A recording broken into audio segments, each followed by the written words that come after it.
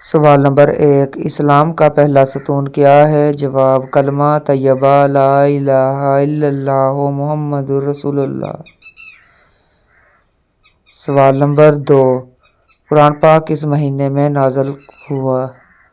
جواب: رمضان المبارک میں۔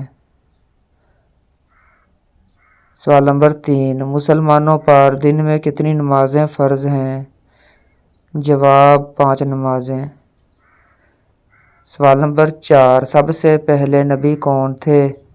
جواب: حضرت آدم علیہ السلام۔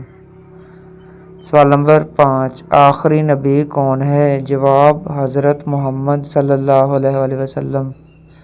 سوال نمبر 6، قرآن پاک کی سب سے بڑی سورت کون سی ہے؟ جواب: سورۃ البقرہ۔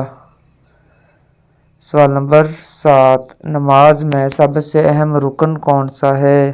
جواب: سجدہ۔ سوال نمبر 8، زکوٰۃ کس پر فرض ہوتی ہے؟ جواب: صاحب نصاب مسلمانوں پر۔